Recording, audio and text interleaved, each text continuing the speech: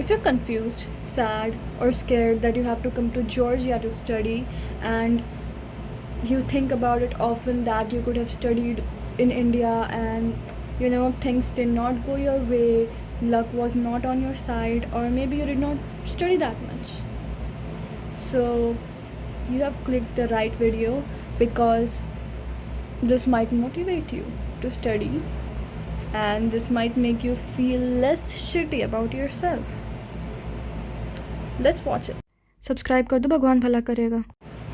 Choosing a good career path after your MBBS degree is one of the most important things a medical student should do. And a lot of people make mistake in this. They have this herd mentality that they have to go somewhere, or they have to do something that everybody is doing. You do not have to do that. You have to have your own set of goals.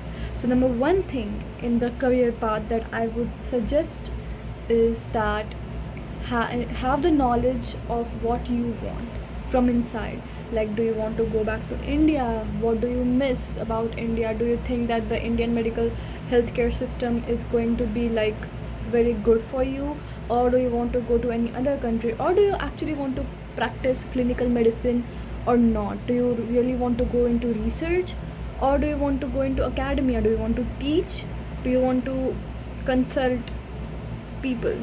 So just have the knowledge of what you want and not something that everyone else is doing. Because if you do the best thing in your career prospect, then it is going to be very good for you. And if you're not doing well and you have this herd mentality and you're going somewhere else that everyone is going, and you're not able to do that, then you will be at a loss. So first thing I would say is that if you learn Georgian, and if you pass the Georgian medical licensing exam, like after you complete your degree and you know enough Georgian, you can actually stay here and work here. There is no law or anything that is saying that you have to go back to your country. You can stay here, you can study here, you can do your residency here, and the pay is like more than doctors in India. So you can actually do that, or you can stay here, teach in universities. There are many universities that you can teach in. So these are the two options that are open for you if you learn the language. I'm emphasizing on learning the language. So let's say you have to go back to India and you want to go back to India. Either you will give FMG or you will give next exam. So right now, till now, people are giving FMG. Maybe from next year, next is going to start.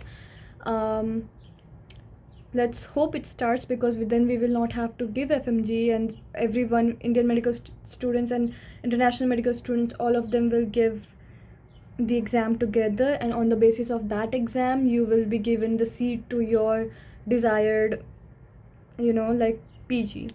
So if you want to go into gynec or maybe psychiatry or simple medicine, that depends on what you want again. So the third thing is global career opportunity. So most of the universities that are here are affiliated with European affiliations, American affiliations, WFME, and everything. I mean, there are so many affiliations out there. A lot of universities are affiliated. So you can give PLAB, which is for like UK. You can give AMC, like you can go to like Australia, you can go to US, I don't think you cannot go to Canada, because you have to have a permanent residency in Canada to work in Canada. So you cannot go to Canada. You can go to UK, US, Australia, New Zealand. You can go to Dubai, like UAE, and you can go to Oman, you can go to Kuwait, you can go to all of these countries, and you can try to do PG there and settle there. So I think that is also a very good career prospect.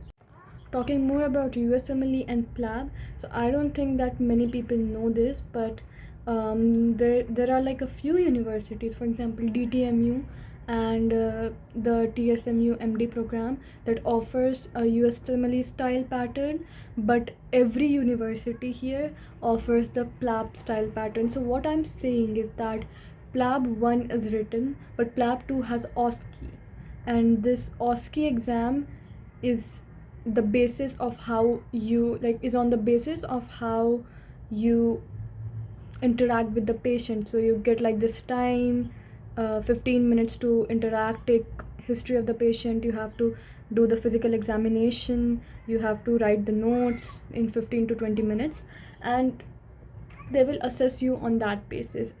Perhaps in USMLE there's a totally different pattern. You have to give step 1, which is written, the preclinical one. You have to give step 2, which is the clinical one, and step 3, which you give after going to US. So both the things are very different. Both countries have different requirements, and both countries have different future.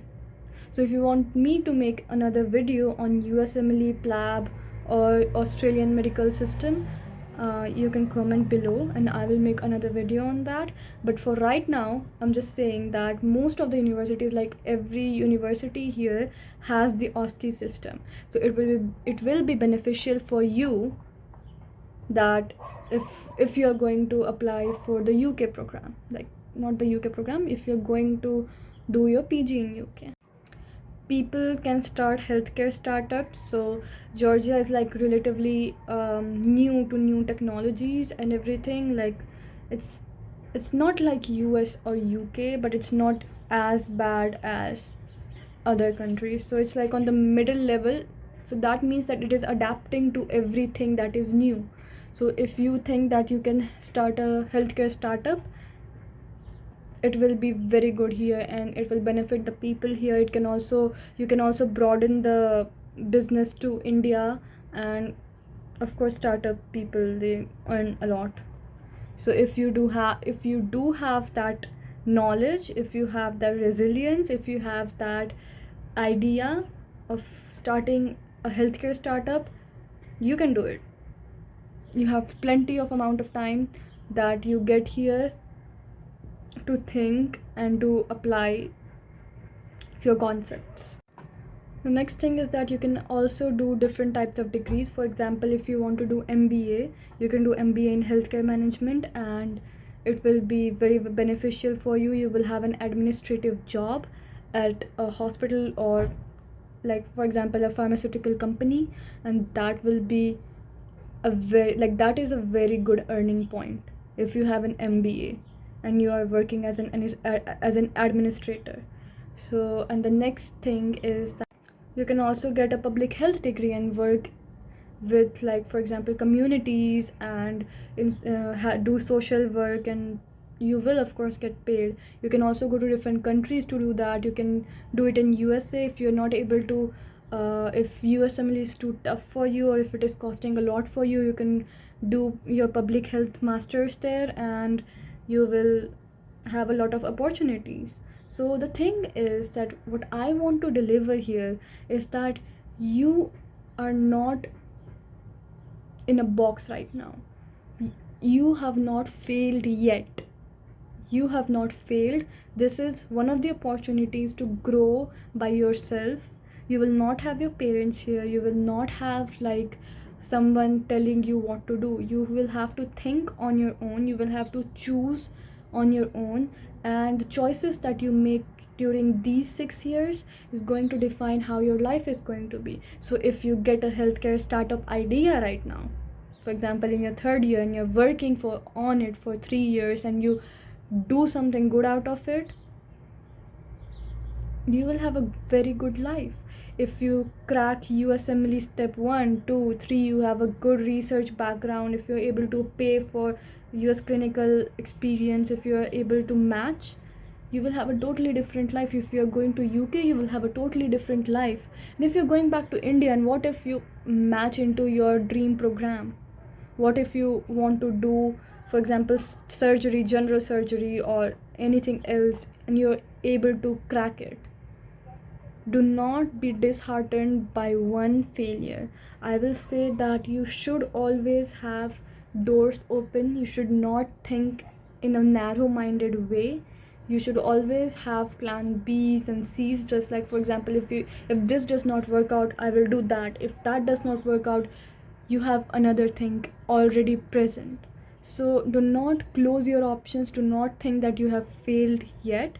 And I would suggest that just because you could not get a seat in India does not mean that you will not be able to do hard work.